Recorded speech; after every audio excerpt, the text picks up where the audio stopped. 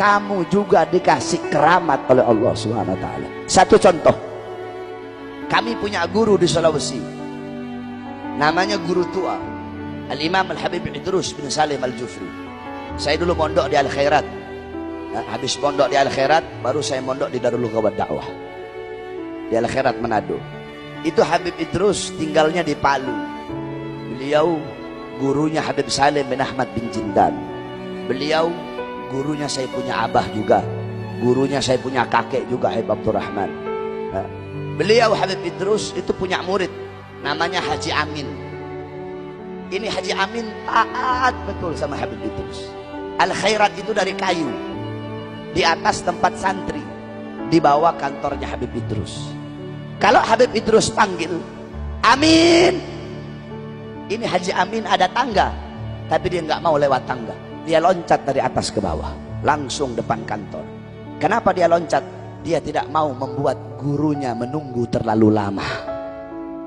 Lewat tangga kelamaan, nggak mau buat Habib Idrus nunggu kelamaan. Ada murid-murid sini kayak begitu? Nggak ada. Akhirnya satu waktu Haji Amin ini dibawa sama Habib Idrus untuk lewat laut, dakwah lewat laut. Nah, ketika di tengah laut, imamah Habib Idrus jatuh. Ketika imamahnya Habib Idrus jatuh, ini Haji Amin nggak pakai disuruh dulu, nggak pakai disuruh. Dia lihat imamah gurunya jatuh, langsung dia loncat. Tengah laut, dia loncat. Dia ambil imamah Habib Idrus, naik lagi ke atas perahu. Itu orang yang di atas perahu melongok ngeliat dia. Kenapa melongok? Tidak ada setitik pun basah. Ternyata apa? Ternyata dia di atas laut, saudara-saudara. Ini bukan orang alim, bukan wali dia. Dia bukan wali, dia bukan orang alim. Tapi kenapa Allah kasih keramat?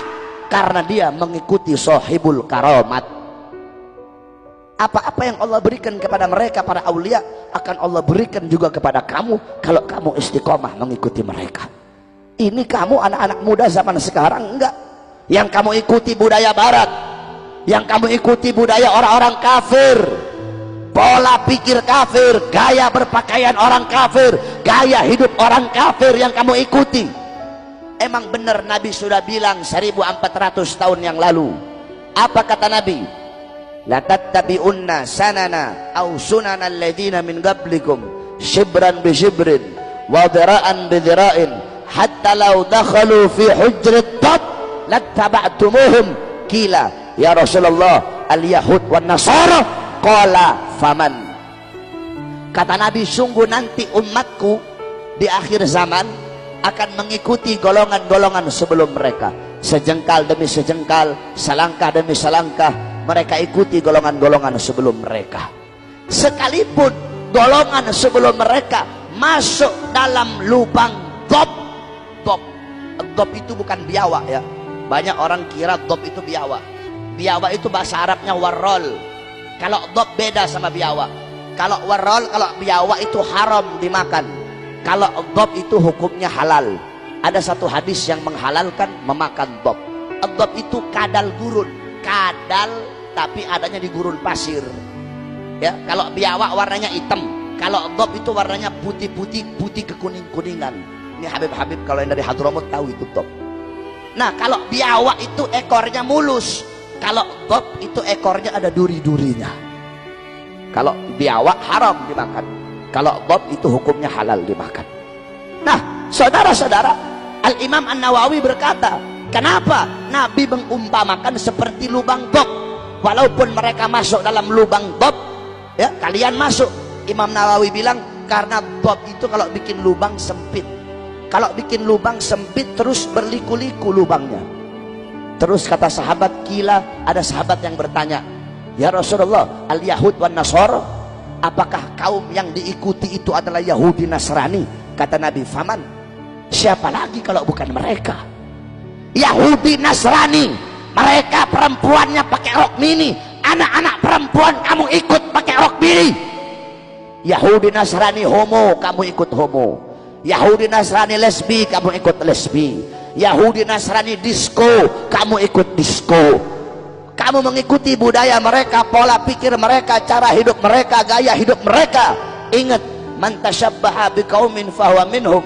Barang siapa yang mengikuti suatu kaum, maka dia sama dengan kaum tersebut. Man tashabbaha, tashabbaha yakni wazan tafa'ala bimakna mutawaah, bukan secara langsung, tidak, tetapi perlahan-lahan. Kamu nggak ikuti secara langsung, perlahan-lahan. Pertama kamu ikuti gaya berpakaiannya dulu. Habis gaya berpakaian, gaya rambutnya kamu ikuti. Habis gaya rambut, gaya telinganya kamu ikuti, bolong segini kayak toples. Terus habis gaya telinganya kamu ikuti, gaya berpakaian, cara hidupnya kamu ikuti, gaya berpikirnya kamu ikuti.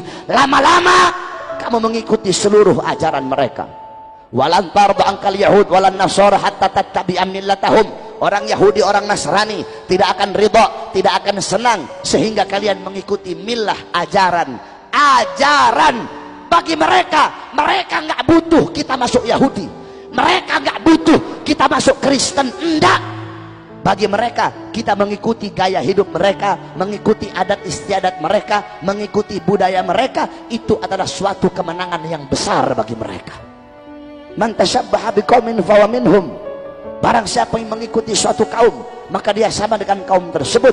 Kalau engkau mengikuti para ulama, para habaib, para kiai, orang-orang soleh, mereka dimuliakan, engkau pun akan dimuliakan. Tapi kalau yang engkau ikuti orang-orang fasik, orang-orang fajir, orang-orang munafik, yang kamu ikuti orang-orang kafir, mereka dilaknat, engkau pun dilaknat oleh Allah Subhanahu wa ta'ala. Oleh karenanya jangan jauh dari ulama, sebab ulama golongan-golongan yang mulia. Habib Salim bin Hamid Al-Kaf yang kita hauli, beliau tidak sama dengan orang-orang yang lain. Allah sudah bilang dalam Al-Quran, apa kata Allah? Qul hal yastawil ladzina ya'lamuna wal ladzina la ya'lamun. Katakanlah wahai Muhammad, apakah sama orang-orang yang alim dengan orang-orang yang tidak alim? Apakah sama orang-orang pintar, para ulama, dengan orang-orang yang bodoh? Apakah sama para ulama dengan para pejabat? Apakah sama para ulama dengan para menteri? Apakah sama ulama dengan polisi? Apakah sama ulama dengan tentara? Apakah sama ulama dengan pengusaha? Apakah sama ulama dengan orang-orang kaya? Apakah sama ulama dengan pengusaha batu bara? Apakah sama para ulama dengan para pedagang? Apakah sama para ulama dengan presiden? Maksudnya jawabannya apa? La yastawuna abada, tidak akan pernah sama selama-lamanya. La fid dunya wala fil akhirah. Di dunia tidak sama, di akhirat juga tidak sama. Nggak usahlah bicara ulama, kejauhan. Saya dan kamu saja, kita santri. Saya santri, kamu santri. Kita para penuntut ilmu, saudara-saudara, yang pada malam hari ini lagi ngaji, duduk di majelis hall, ngomong ulama, kejauhan. Kamu yang duduk pada malam hari ini, bukan kamunya, bukan. Saya tidak bicara kamunya. Terpal yang kamu duduki saat ini, karpet terpal yang kalian duduki pada malam hari ini. Saya, Bahar bin Ali bin Smith, saya berkata, saya yang bilang, demi Allah, karpet yang kalian duduki, terpal yang kalian duduki, di sisi Allah lebih mulia daripada kursi yang diduduki oleh seorang presiden, saudara-saudara. Kenapa? Sebab terpal yang kamu duduki, kamu penuntut ilmu. Nabi kan udah bilang dalam hadis, ad-dunya mal'un, mal'un wa ma fiha illa dzikrullah wa ma walah wa aliman wa muta'alliman. Dunia ini hina, dunia terkutuk, dunia dilaknat, wa ma fiha, dan apa-apa yang ada di dalamnya, illa dzikrullah, kecuali berzikir kepada Allah. Orang-orang yang mengingat Allah, yang taat, yang patuh, yang tunduk kepada Allah, yang lidahnya basah dengan Quran, dengan tahlil, tahmid, tasbih, takbir, tamjid, salawat. Orang-orang yang patuh kepada Allah, orang-orang yang mengosongkan hatinya dari dunia, harta, pangkat, jabatan, tahta, kekuasaan, wa aliman, dan orang-orang yang alim, muta'alliman, para penuntut ilmu. Cuma ini golongan yang mulia di muka bumi, ya Allah. Selain daripada itu, siapapun dia, apapun dia, semulia apapun garis keturunannya, sebanyak apapun hartanya, setinggi apapun pangkatnya, kalau dia tidak termasuk dari tiga golongan ini, orang yang berzikir, mengingat Allah, taat, bukan termasuk orang alim, atau bukan termasuk muta'alim, berarti mereka termasuk dalam dunia yang dimaksudkan dilaknat oleh Allah Subhanahu wa ta'ala. Jadi saya tanya sama orang Banjar, ulama